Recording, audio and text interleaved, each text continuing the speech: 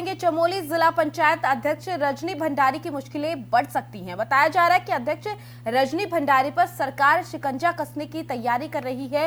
नंदा राजजात की निविदा में गड़बड़ी का आरोप लगा है, जिसकी जांच राज्य सरकार गढ़वाल आयुक्त सुशील कुमार को सौंपने की तैयारी में है। जनवरी 2023 में सरकार ने रजनी भंडारी को जिला पंचायत पद से बर्खास्त कर दिया था। बता दें कि नंदा राजजात की निविदा में गड़बड़ी का आरोप लगाया गया है। चमोली जिला पंचायत अध्यक्ष की मुश्किलें अब और ज्यादा बढ़ सकती है, क्योंकि इसको लेकर एक्शन में प्रशासन है, सरकार की तरफ से एक्शन लिया जा रहा है और ऐसे में जिला पंचायत अध्यक्ष की मुश्किलें बढ़ सकती हैं, जिसे निलंबित पहले किया गया था।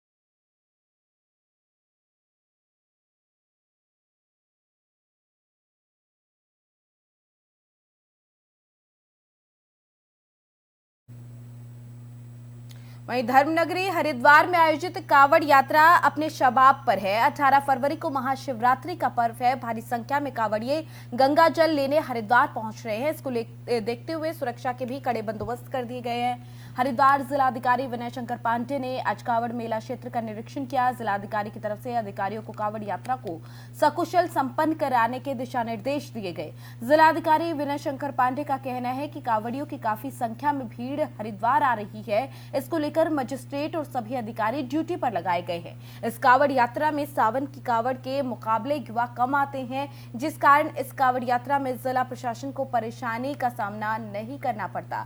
जिला प्रशासन की तरफ से कावड़ यात्रा को लेकर पूरी तैयारी की गई है। ऐसे में जिलाधिकारी की तरफ से जब वहां पर व्यवस्थाओं का जायजा लिया गया और इस मौके पर तमाम व्यवस्थाओं को लेकर दिशा निर्देश भी जारी कर दिए गए हैं। कावड़ यात्रा को लेकर श्रद्धालुओं में काफी खुशी है। इस मौके पर हरिद्वार की भूमि पर जो श्रद्धालु हैं उनकी संख्या लगातार बढ़ जाती है। कावड़ लेने के लिए युवा वहां पर पहुंचते हैं।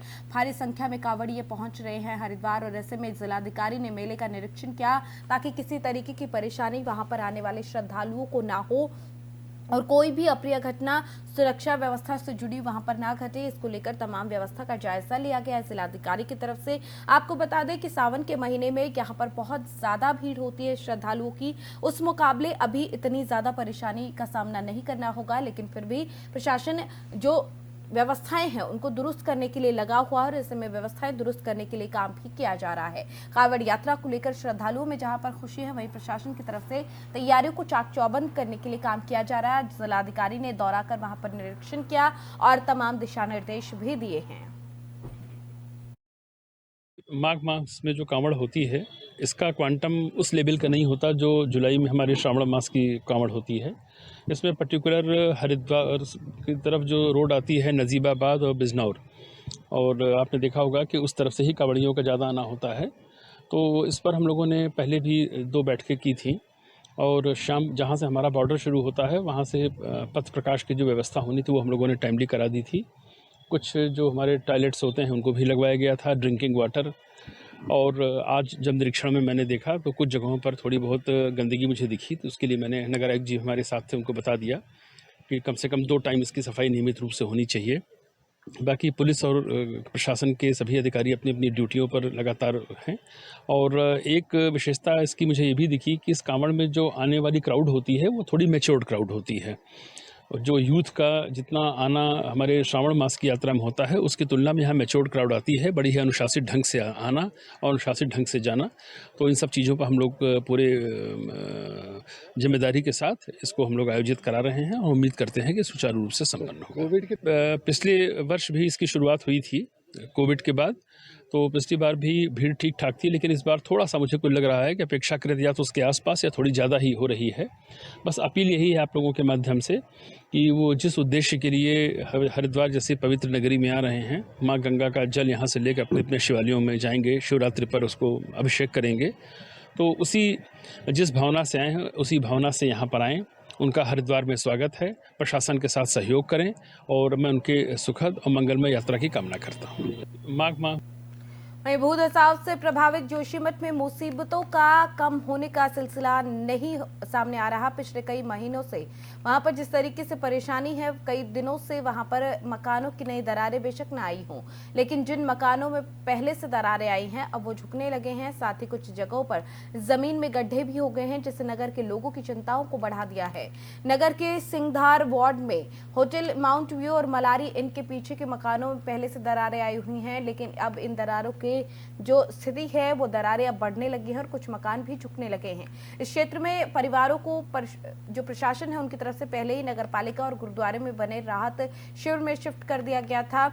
इन घरों के अंदर और बाहर दरारें बढ़ रही हैं। वहीं अब नगर में जमीन और घरों में दरार आने के बाद जमीन में गड्ढे हो गए हैं, जो लोगों के लिए रास्ते बने हुए हैं। ताजा मामला मनोहर बाग वार्ड के सती मोहल्ले का। यहाँ पर विजय सती के घर के नीचे एक गड्ढा बना हुआ है। विजय का कहना है कि पहले ये गड्ढा छोटा था, लेकिन धीरे धीरे बड़ा होता जा रहा है। प्रशासन ने यहाँ से पहले ही लोगों को सुरक्षित जगहों पर शिफ्ट किया हुआ है।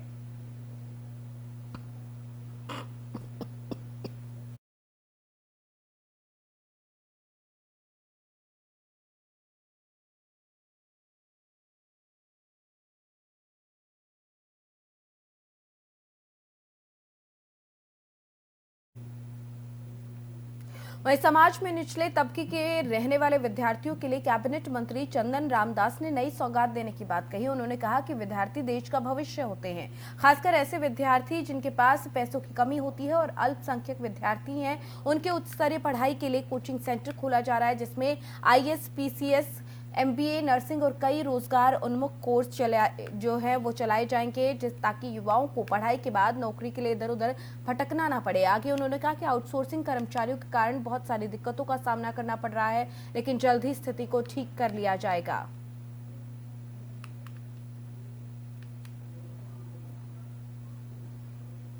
तो आपको बता दें कि विद्यार्थियों के लिए नई सौगात रहेगी।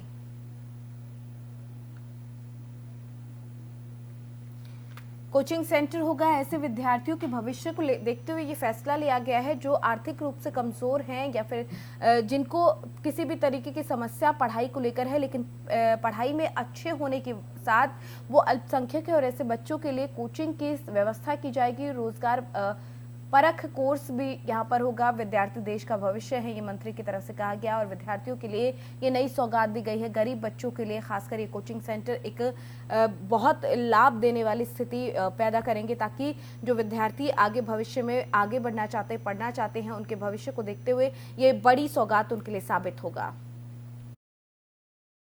बहुत से और भी निर्णय हमने 7 कोचिंग सेंटर SC ST के लिए प्रारंभ किए हैं, जिसमें IAS, PCS, NDA, नर्सिंग।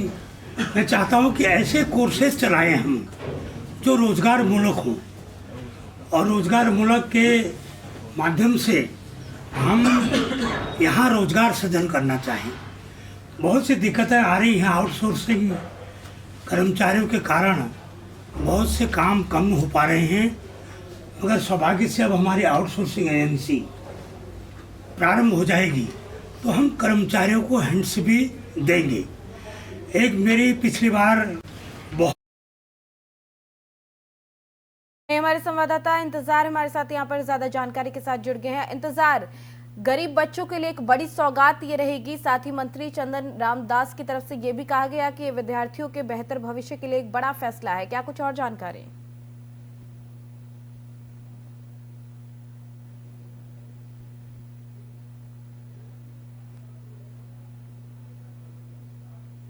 लगता है किसी तकनीकी खामी की वजह से संपर्क इंतजार से नहीं हो पाया, लेकिन फिलहाल आपको बता दें कि विद्यार्थियों के लिए कि नई सौगात मिली है, और उनको जो बच्चे गरीब हैं और अल्पसंख्यक हैं उनके भविष्य को देखते हुए कोचिंग सेंटर का ये फैसला लिया गया है। हमारे संवाददाता इंतजार एक बार फिर हमारे साथ यहाँ पर जुड़ गए। इंतजार, विद्यार्थियों के लिए नई सौगात दी गई है, खासकर उन बच्चों के लिए जो गरीब है लेकिन पढ़ाई में बहुत अच्छे हैं, उनके लिए एक बड़ा कदम ये कोचिंग सेंटर रहेगा। क्या कुछ और जानकारी?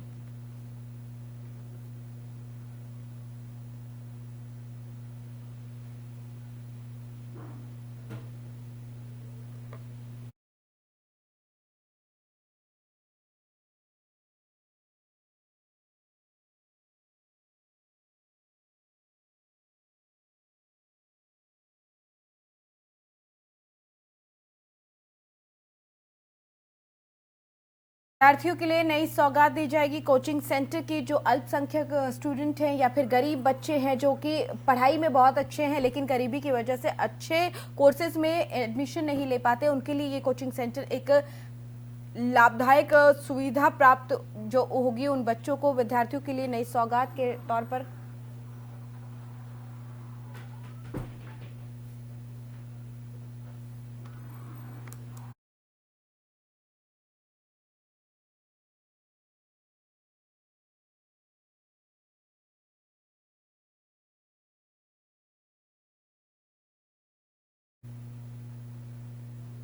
चलिए, उत्तराखंड की खबरों में फिलहाल मेरे साथ इतना ही। आप देखते रहिए FM न्यूज। नमस्कार।